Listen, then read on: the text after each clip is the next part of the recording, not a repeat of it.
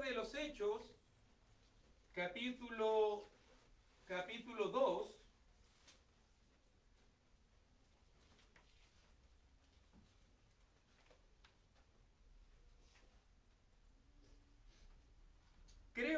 creo que usted se acuerda, a ver si, no me equivoco en lo que digo. Creo que usted se acuerda que un día Jesús hizo una pregunta, un día Jesús preguntó a la gente, ¿qué piensan las personas de mí? ¿Qué piensan ustedes de mí? Después pregunta Jesús a sus discípulos. En ese momento, el apóstol Pedro dijo, tú eres el Cristo, el Hijo del Dios viviente. Eso nos va a decir, por si acaso, Mateo capítulo 16, sobre todo del versículo 16 en adelante. Y Jesús reconoce que esto que Pedro dijo no se lo reveló carne ni sangre. Y en ese momento Jesús le hace una promesa, sobre todo en Mateo 16, 19, donde le dice, y a ti te daré las llaves del reino de los cielos. Y lo que ates en la tierra será atado en los cielos, y lo que desates en la tierra será desatado en los cielos, ¿cierto? ¿Se acuerda usted de eso? Hoy día, en la porción bíblica que nos corresponde, Hechos capítulo 2, sobre todo lo que estamos diciendo desde el versículo 14 en adelante, Pedro, el apóstol de Jesucristo, en la vida de él, se cumple esta promesa. Se cumple esta preciosa promesa. Y él se pone en pie junto con los 11 o con los 11 apóstoles restantes y va a comenzar a hablar el sermón más impactante, por lo menos que tenemos escrito para nosotros en el Nuevo Testamento. Ya que después de ese sermón, más de 3.000 personas pidieron la salvación. Para que más o menos usted entienda el contexto, ya hemos hablado abundantemente de la fiesta, del contexto, de lo que se estaba cumpliendo y todo lo demás. Hoy día vamos a enfocarnos, hoy día vamos a centrarnos en el sermón de Pedro. Esta es la primera vez que se predica el Evangelio en toda su plenitud. Recuerde, ¿qué es el Evangelio, hermano? ¿Se acuerda lo que es el Evangelio? ¿Qué es el Evangelio? La muerte, ¿ok? La sepultura y la resurrección de nuestro Señor Jesucristo. Imposible poder predicar en toda su plenitud el Evangelio mientras Jesús no haya muerto, no haya sido sepultado y haya resucitado. Esta va a ser la primera vez de que el Evangelio va a ser predicado en todo su esplendor. Por si acaso, en Mateo, Marcos, Lucas y Juan se habla del Evangelio. Pero ahora, ya cumplido, ahora se va a predicar del Evangelio. Ahora se va a mostrar en toda su plenitud. Por si acaso. Y para que usted entienda de por qué estoy hablando acerca del Evangelio, porque si usted lo mira muy bien, no creo que alcancemos hasta esa porción bíblica en el día de hoy, pero si usted se fija muy bien, por lo menos miramos desde el versículo 22 en adelante, 22, 23, 24 hasta el 31, se habla de la muerte, se habla de la sepultura y se habla de la resurrección de nuestro Señor Jesucristo. O sea, este es un mensaje del Evangelio. Porque se centra en esas tres grandes verdades. Jesús murió, 23, 24, 25. También estuvo sepultado, y lo podemos ver desde el 27, también 29. Podemos verlo también incluso 30 y 31. Y vemos también la resurrección. Versículo 31, versículo 32.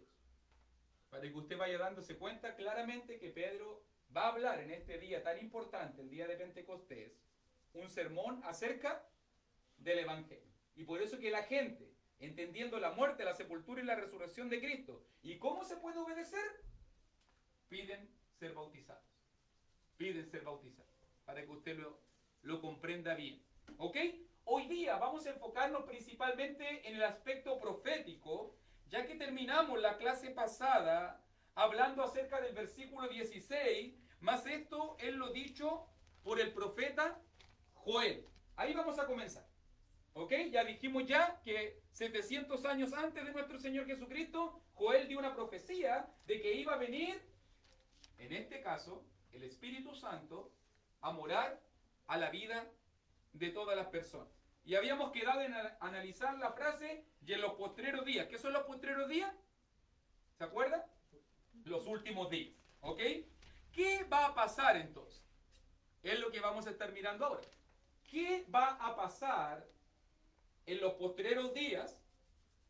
Dice allí, versículo 17, derramaré de mi espíritu sobre toda carne. Y vuestros hijos y vuestras hijas profetizarán, vuestros jóvenes verán visiones, y vuestros ancianos soñarán sueños. Y de cierto sobre mis siervos y sobre mis siervas en aquellos días derramaré de mi espíritu y profetizarán. Note muy bien. Note muy bien. ¿Cuál es la palabra, cuál es la frase que se repite en dos oportunidades aquí, que nos explica qué fue lo que sucedió en el día de Pentecostés? 2:17, 2:18. ¿Qué es lo que nos está diciendo? Derramaré. ¿Qué es derramar? ¿Qué es derramar? Para poder comprenderlo. ¿Ah? Pero algo que se tira, que se verte, que se... ¿Cierto? Hacia, en este caso, hacia algo. ¿O no? Ahora, note bien que dice en el versículo 17, derramaré de mi espíritu sobre toda carne. Pregunto, hermano, ¿el Espíritu Santo antes del día de Pentecostés estaba disponible para las personas?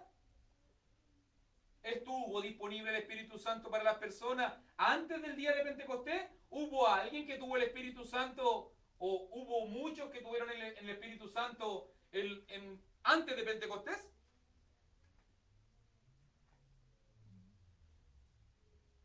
Pregunto. Para entender la imagen.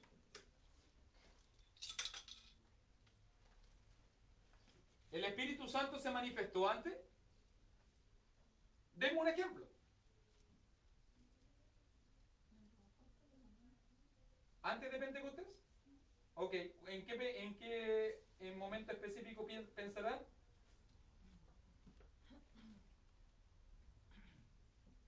Para poder ver más o menos la hora específica. ¿Se manifestó el Espíritu Santo antes de Pentecostés? ¿En la tierra?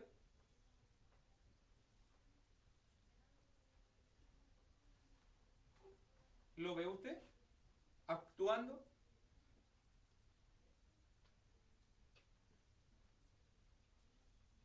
Por favor.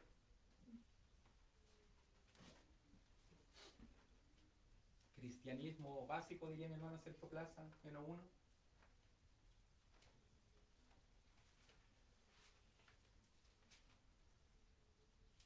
¿Se manifestó o usted vio que el Espíritu Santo obró antes de Pentecostés en alguna manera? ¿O nunca se había escuchado esto del Espíritu Santo antes de Pentecostés? Nómbreme un ejemplo.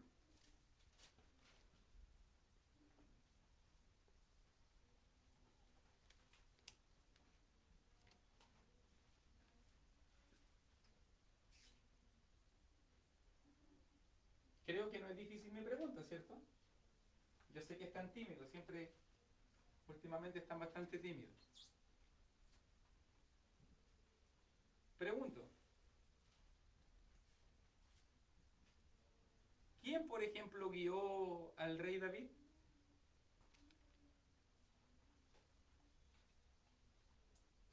¿Quién le dio a conocer los salmos al dulce cantor? Y cuando Samuel vertió el cuerno con el aceite de la unción, lo mismo pasó con Saúl. ¿Quién obró en los profetas en el Antiguo Testamento? ¿Quién le reveló los mensajes que Jeremías, Isaías, Ezequiel, Daniel tuvieron que entregar? ¿Quién estuvo con los reyes? ¿Quién estuvo, por ejemplo, con la gente que estuvo en el templo? Si usted se fija bien, y espero que se inquiete y después lo pueda mirar en la Biblia, el Espíritu Santo desde Génesis capítulo 1, versículo 2 está en este mundo. Ya el Espíritu de Dios se movía por la faz de las aguas. Pero no dentro de las personas. Dentro de las personas. Dentro de las personas. También. Pero eran para momentos específicos. Ok, entonces ya estamos entrando a algunos entendimientos. Pero el Espíritu Santo, Jesús tuvo el Espíritu Santo. Lo vimos recién en Hechos 1:2. Claro. Antiguamente iba y venía. Ok, y ahí estamos, muy bien, estamos recordando. Pero para que lo vaya viendo, el Espíritu Santo siempre estuvo disponible para las personas, pero en este caso la distinción que nosotros tenemos que hacer, primera distinción, nótelo bien, el Espíritu Santo estaba solamente en algunas personas, no en todos. No en todos. Eso es importante que usted lo entienda. No estaba en todos. No estuvo en todo el pueblo.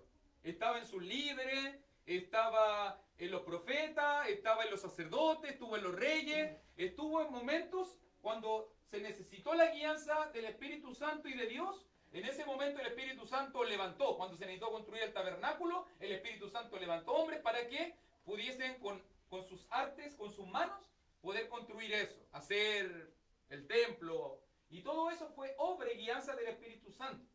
Eso es la primera distinción. Si usted lo mira muy bien, aquí en Hechos 2, nos dice que el Espíritu Santo va a estar disponible ahora para toda carne. Antes no. No estaba disponible para toda carne. Solamente los que Dios seleccionaba.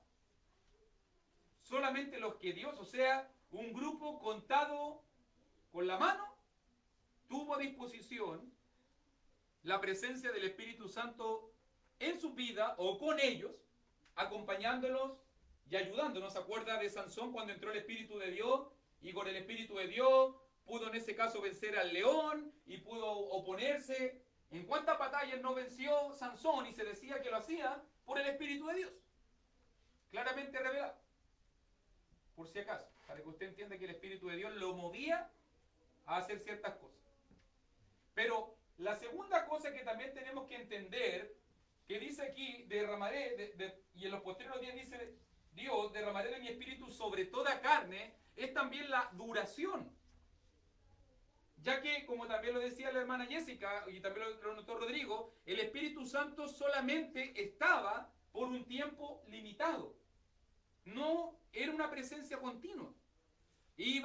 Venía en un momento, por ejemplo, estuvo en un momento en la vida de Saúl, por ejemplo, lo quiero mostrar en un ejemplo gráfico que se vio ahí. En la vida de Saúl, Saúl profetizó, Saúl guió las batallas de Jehová, Saúl fue el rey de Israel, pero cuando Saúl cayó en pecado, dice claramente la Biblia que el Espíritu de Dios se apartó de Saúl y venía un espíritu malo a atormentar a Saúl. ¿Se acuerdan? Y David tenía que tocar el arpa, y tenía que cantarle, y tenía que apaciguar el espíritu de Saúl, porque Saúl había perdido la presencia de Dios en su vida. La presencia de Dios en su vida, por si acaso. O lo mismo pasó con David cuando nos contó, porque él nos contó en Salmo 51, que cuando dice no me deseche y que no quiere perder el gozo de la salvación y que el Espíritu Santo no se vaya de su vida. En Salmo 51. Entonces el Espíritu Santo estuvo presente, hizo su obra, pero era una obra parcial o temporal. Lo estudiamos hace mucho tiempo atrás, pero estudiamos la diferencia de que el Espíritu Santo estuviera con ellos y estuviera en ellos. Note muy bien que la promesa que Dios va a dar ahora es que el Espíritu Santo va a ser derramado, va a ser vertido en nosotros como una morada permanente en la vida del cristiano. En la vida del cristiano. Una consulta. Diga. Respecto a eso. Porque si sabemos que el Espíritu Santo está en forma permanente en el cristiano, ¿por qué con el cristiano que a pesar de tener el Espíritu se aparta? ¿Pasará igual que en el primer siglo? Lo que yo creo, por lo que también vimos en el estudio del Espíritu Santo, cuando dice no apaguéis al Espíritu, es que hay personas que podemos llegar a un estado de dureza espiritual tan grande que vamos a desoír la voz del Espíritu. O sea, yo a veces lo pienso en mi vida primero, porque a veces la gente pregunta, pero si yo se lo preguntara a usted, ¿usted siente la guianza del Espíritu Santo en su vida? La verdad, ¿siente la guianza? Motivándote a leer la palabra, a evangelizar, a hacer la obra, a congregarte, a hacer cosas espirituales. El Espíritu Santo no te va a motivar a ver tele, ¿cierto? ¿Siente el empujón de las cosas que no son naturales en nosotros? Porque yo a veces veo que ese es el testeo que uno podría sacar del pálpito en la vida espiritual. Porque hay gente que ha llegado a desoír tanto la voz del Espíritu que ya no siente.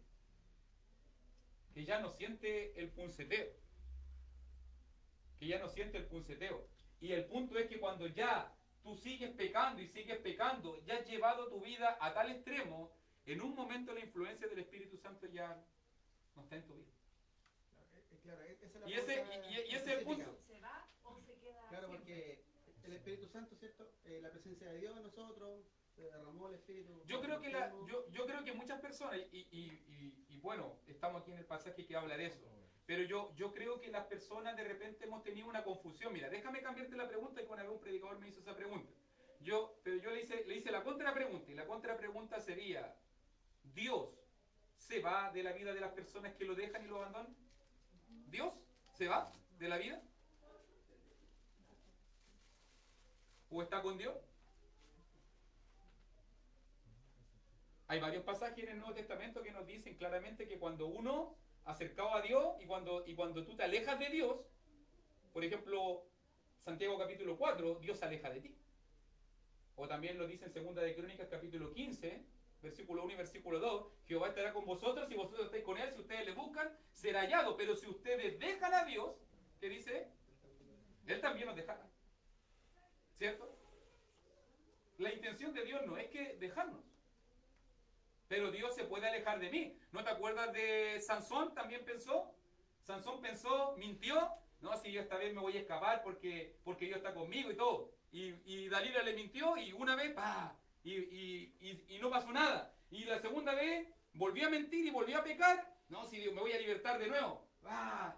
Y volvió a sentirse seguro. Y la tercera vez Dalila, oye, ya, pues dime la verdad, cuéntame la firme. Y al final, tercera vez de nuevo. Y Sansón nuevamente pecó y se libertó. Sansón ya estaba pensando, Dios está conmigo. Recuerde que la fuerza de Sansón provenía de su comunión con Dios.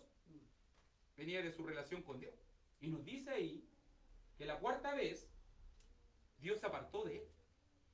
Se apartó. Entonces, yo lo que entiendo, porque él estaba en pecado. Porque él pecó 4 veces. 4 veces había pecado. La primera vez pecó y él pensó, no pasó nada, como muchos pecan, no pasó nada. La segunda vez, no pasó nada. La tercera vez, no pasó nada. Pero no se dio cuenta cómo eso estaba causando una distancia con su propio Dios. Y al final lo dice el pasaje, Dios lo abandonó. Y la cuarta vez cuando él quiso libertarse, no pudo. Y lo tomaron, le sacaron los ojos, le cortaron el pelo y lo pusieron en los pilares. Y quedó ahí encadenado. ¿Por qué? Supuestamente era por el pelo. El pelo no tenía nada que ver. El punto era su comunión con el Señor. Y un cristiano puede perder su comunión con el Señor si yo deliberadamente me aparto de las cosas que me hacen tanto bien. Y en muchos pasajes vemos eso. En muchos pasajes, entonces yo siempre pregunto, si Dios se aparta de una persona cuando ya la endurece, ¿por qué el Espíritu Santo va a forzarlo a dejarlo ahí? Si el Espíritu Santo es Dios. Si el Espíritu Santo es Dios, ese es mi punto. Si el Espíritu Santo es Dios, tú mismo lo echaste. Desde una perspectiva, contristándolo, apagando su obra, afrentándolo. ¿Y cuánta gente se ha desacostumbrado a oír la voz del Espíritu y después porque sería como raro pedirle a Dios que se quede conmigo cuando yo mismo lo he echado de mi vida? Cuando yo mismo he desoído su voz. Perito. Una consulta, lo que pasa es que hay algunos cristianos que se van y siempre han dicho a ellos que Dios está con ellos y se han alejado. Claro. Y yo había sabido eso de que Dios los deja también. Claro. Pero ellos se confunden, dicen, no, si Dios igual está conmigo aunque ellos no hagan nada.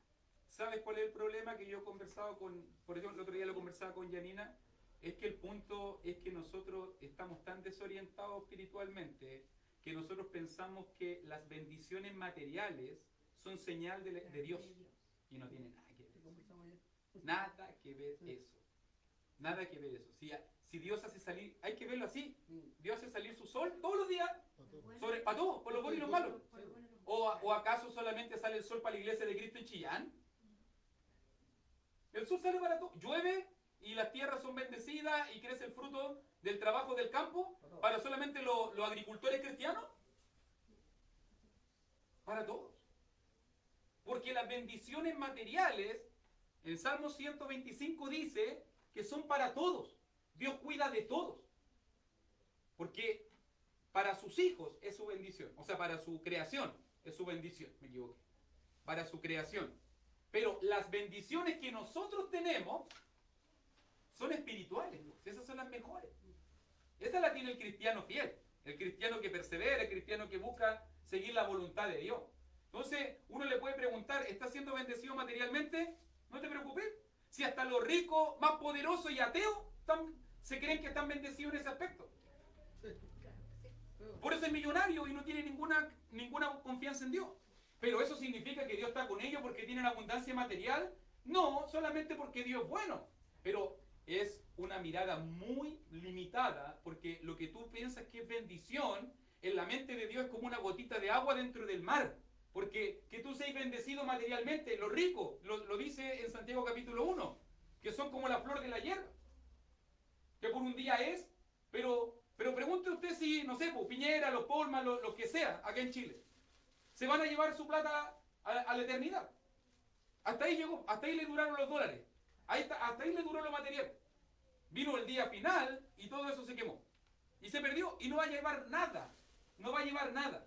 Lo único que tú puedes llevar a la otra vida es tu fidelidad, que va a ser recordada y tenida en cuenta en memoria. Es tu compromiso con Dios, es tu fe. Eso va a ser llevado allá.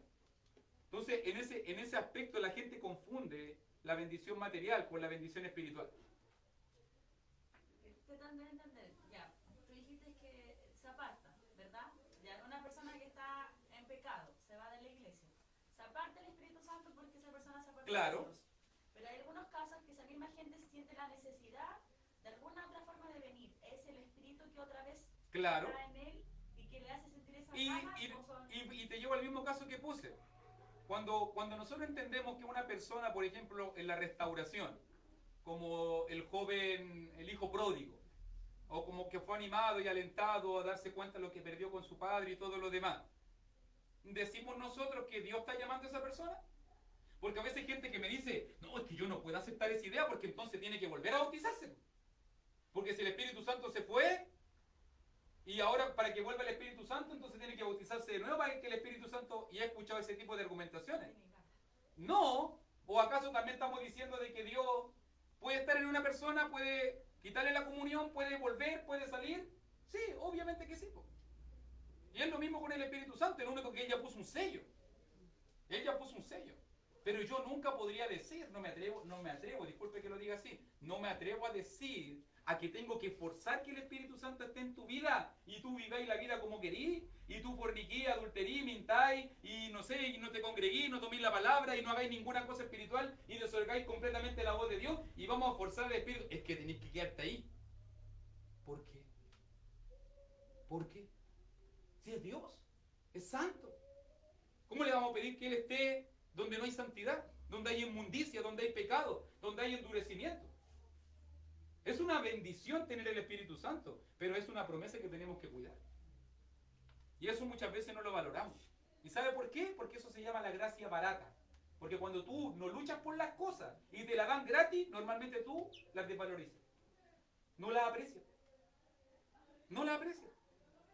¿O no se ha dado cuenta usted que pasa eso? ¿Usted luchó, hizo algo por el perdón de pecado? ¿Usted hizo algo para que Dios le diera la salvación? ¿Yo hice algo?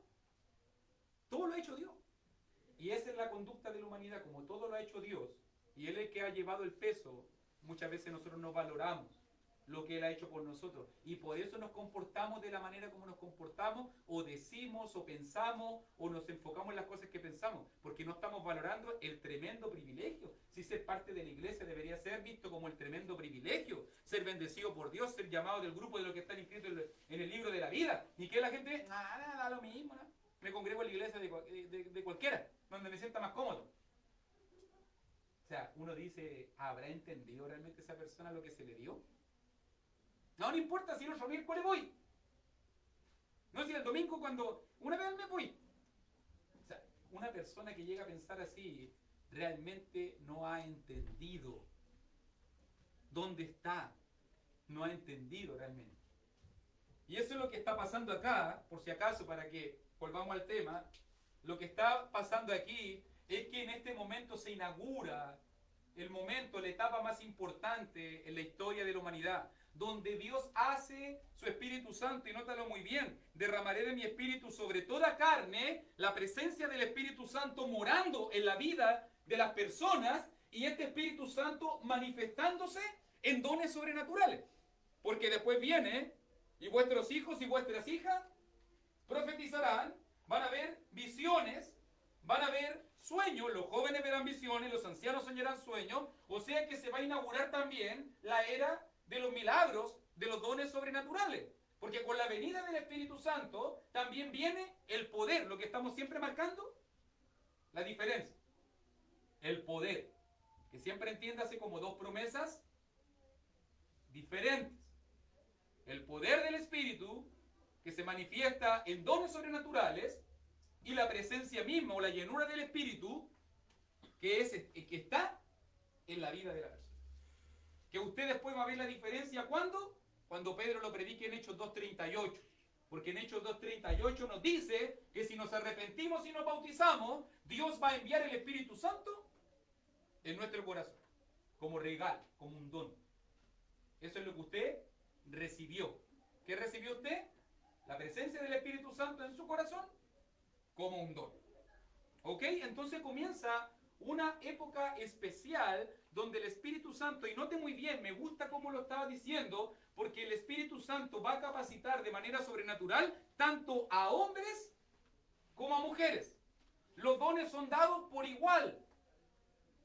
Tanto los hijos y las hijas profetizarán. ¿Ejemplo de profetizas tenemos? Claro que sí. Las 4 hijas de Felipe, el evangelista, ellas eran profetizas, las jóvenes doncellas. Hechos 21, del 8 al 10, aparecen estas 4 doncellas que profetizaban. Por si acaso, para que usted entienda. Para que usted entienda. Que Dios bendice con dones espirituales tanto a hombres como a mujeres. Eso es una cosa. Pero la segunda cosa es que estos dones van a operar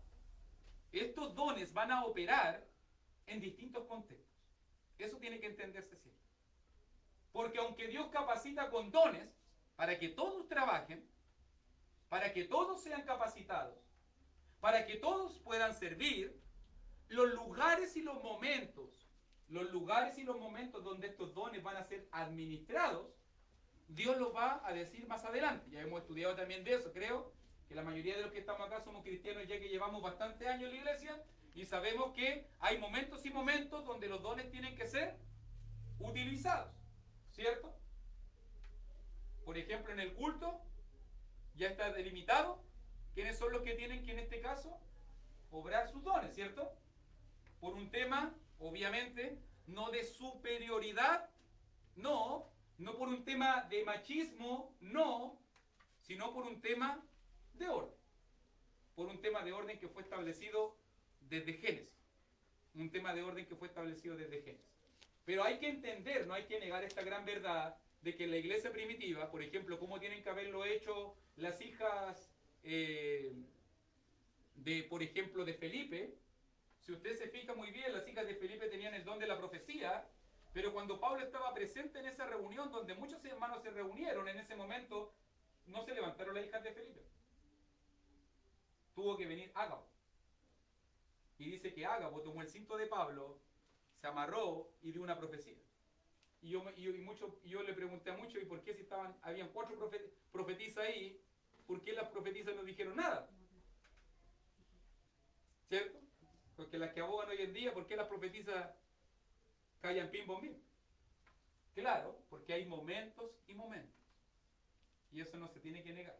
Porque yo creo que las hijas de Felipe fueron grandes profetisas y que fueron útiles a la iglesia de Dios y que hicieron grandes obras. Pero en momentos y momentos. Que es importante que se entienda de esa manera. Entonces, en Hechos 2:17 nos está diciendo que en estos postreros días comienza con la llegada del Espíritu Santo, inaugura los postreros días y ahora el Espíritu Santo, como va a estar disponible ahora para todos los cristianos, para todos aquellos que entren en esta nueva relación con Dios, y este Espíritu Santo los va a capacitar, ya no solamente al rey David, ya no solamente a Saúl, ya no solamente a los profetas, ya no solamente a los sacerdotes, sino que ahora el Espíritu Santo va a capacitar a toda carne. A toda carne. Para que usted lo entienda bien. ¿Ok? Pero muchos dicen, ¿pero qué pasa ahora? Versículo 19 y versículo 21. Mucha gente se confunde. Se lo confieso, dentro de los estudiosos bíblicos se encuentra que Hechos capítulo 2, del 19 al 21, es uno de los pasajes más difíciles de todo el Nuevo Testamento. En su entendimiento.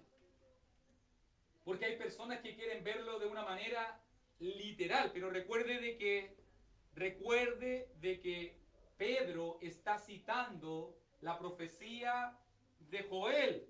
Y Joel es un profeta apocalíptico. Ya hemos hablado de eso, ¿cierto? Que usa imágenes, figuras, para poder graficar verdades. ¿Verdad? ¿Cierto? Entonces cuando dice, y daré prodigios arriba en el cielo, y señales abajo en la tierra, sangre, fuego y vapor de humo, el sol se convertirá en tinieblas y la luna en sangre, antes que venga el día del Señor. Note muy bien, ¿es esto la primera pregunta que tengo que hacerme cuando lo leo? ¿Esto es literal o esto es simbólico? Simbólico. La luna no se convirtió en sangre, el sol no se oscureció, el sol sigue brillando hasta el día de hoy. Entonces esto tiene que entenderse como un lenguaje simbólico, apocalíptico, y tiene que ser interpretado y entendido de esa manera. Y por si acaso, las figuras que se utilizan aquí en Hechos capítulo 2, del 19 al 21, son figuras que se utilizan por todo el Antiguo y el Nuevo Testamento, enfocándonos, por si acaso, para que usted entienda, enfocándonos en este caso, al trastorno de este mundo material, Por si acaso, los astros celestes que aquí son conmovidos son una manera simbólica de cómo Dios trastorna los asuntos de este mundo. los asuntos de este mundo. Por si acaso, mire, dice el versículo 20, quiero que lo lea correctamente. Van a pasar varias cosas, 19, 20, pero dice que todas estas cosas van a pasar antes que venga el día del Señor. Y la otra pregunta que tenemos que hacernos acá y que muchos debaten y se pegan en la cabeza, ¿qué es el día del Señor en este pasaje? Porque dice que todas esas cosas van a suceder antes que venga el día del Señor. Y te agrego un poco más, porque después dice, y todo aquel, después de que venga el día del Señor, y todo aquel que invocare el nombre del Señor, será salvo. Nótelo bien. Lo que va a suceder antes del día del Señor, el comienzo de los postreros días, y que todos van a invocar el nombre del Señor y ser salvos. Muchos dicen, el día del Señor aquí es el día final. ¿Qué piensa usted, mi hermano? ¿Puede ser el día del Señor aquí el día final?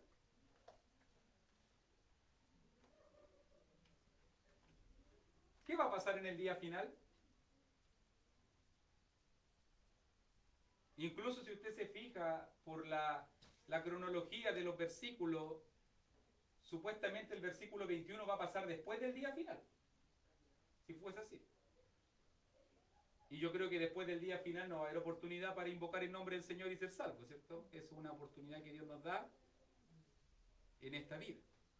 En esta vida. Entonces yo me inclino con toda seguridad a entender que el día final no se está refiriendo aquí a la segunda venida de Cristo. O al día, disculpe, el día del Señor. El día del Señor. El día del Señor. Sino que el día del Señor tiene que estar refiriéndose a otro día donde Dios está interviniendo en los asuntos de los hombres. Y por si acaso, estuve haciendo una investigación. A lo mejor no vamos a alcanzar por el tiempo. Pero mire, voy a mostrar un ejemplo. Podemos seguir la próxima semana, no se preocupe. Pero si me acompaña, por favor, al libro de Isaías. Isaías, capítulo 13. Para aprender un poquito esto del lenguaje simbólico, del lenguaje apocalíptico. Y si usted me acompaña en Isaías capítulo 13, quiero tomarme todo el tiempo para que lo entienda, porque la gente a veces utiliza esta figura para asustar a la gente de vaticinio en el futuro. Quiero mostrarte lo que nos dice la Biblia, la profecía bíblica. Isaías capítulo 13, y si lo miramos por favor, versículo 9 y versículo 10.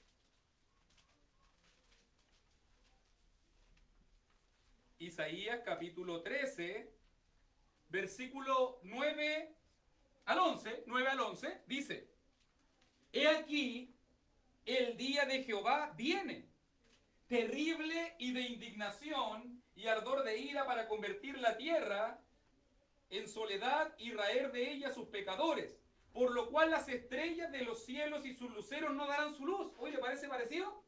Mire, y el sol se oscurecerá al nacer, y la luna no dará su resplandor, y castigaré al mundo por su maldad y a los impíos por su iniquidad, y haré que cese la arrogancia de los soberbios y abatiré la altivez de los fuertes. Note muy bien que aquí se menciona de un día que tiene que ver con conmoción de los astros, tiene que ver con el sol, con la luna, con que van a pasar cosas trascendentales. ¿Y cómo se llama este día? El día de Jehová. Va a venir un día de Jehová. ¿Para quién fue decretada esta profecía? Mire, ahí mismo, capítulo 13, versículo 1.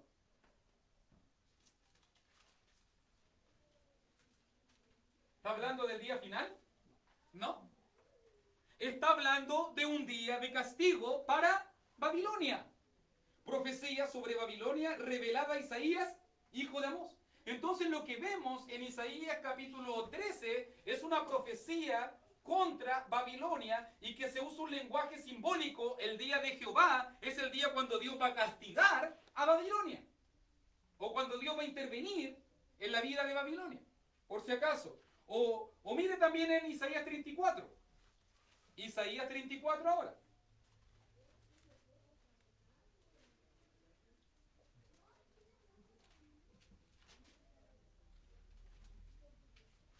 Versículo 4, versículo 5.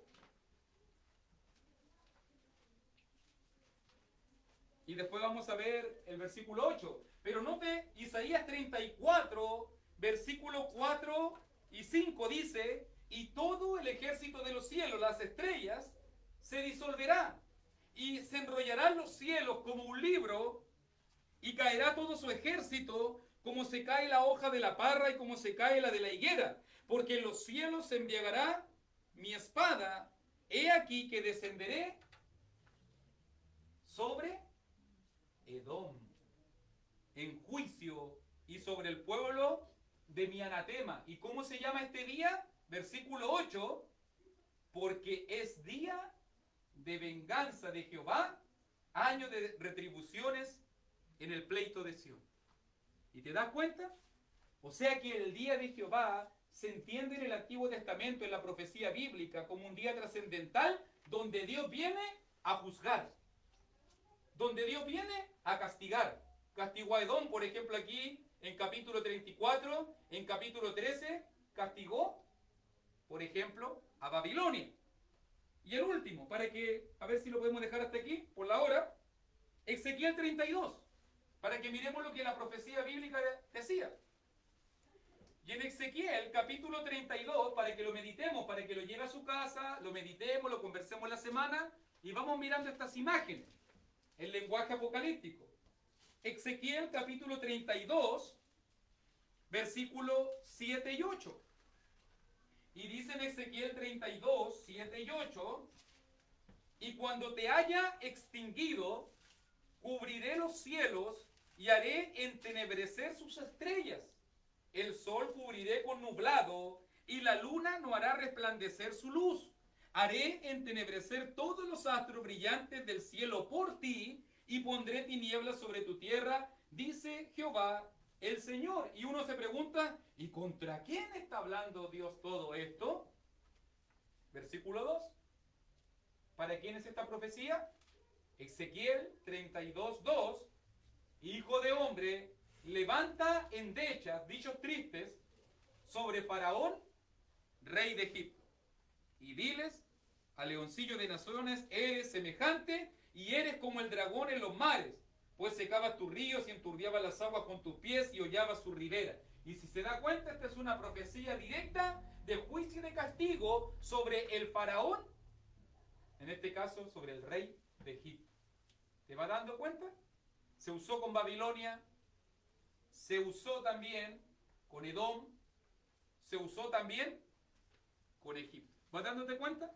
O sea, es una manera normal como los profetas antiguos testamentarios hablaban del día del Señor, del día de Jehová, y de que decían que este día se iba a caracterizar por una conmoción en los cuerpos celestes.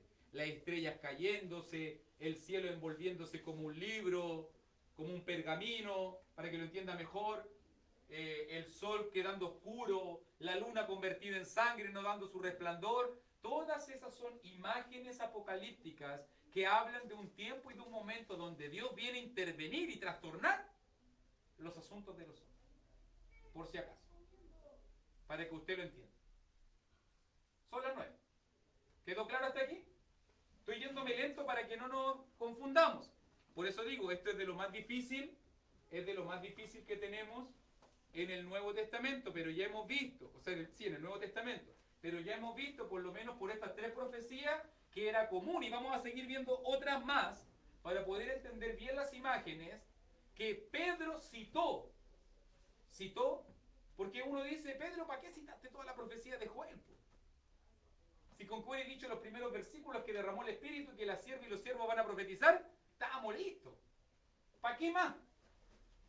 Por algo Pedro lo citó y quiso citar la profecía completa. Porque si esta parte de la profecía no tuviese ningún sentido ni interpretación para los tiempos del libro de los Hechos, Pedro no se hubiera molestado en citarla. Pero si citó la profecía completa, significa de que hay que entenderla bien. hay que entenderla bien. Si no, hubiese quedado hasta ahí. Me hubiera preguntado a mí Pedro y yo le dije, déjala hasta ahí, no, que después viene lo más difícil. Pero por algo lo hizo.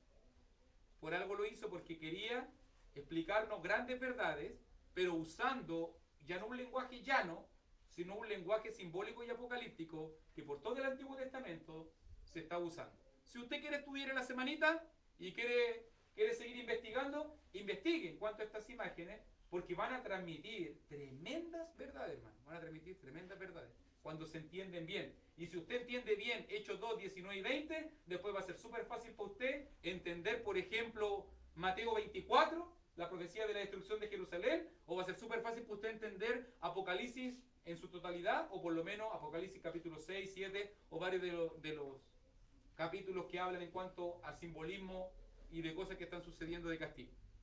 ¿Ok? ¿Comentarios?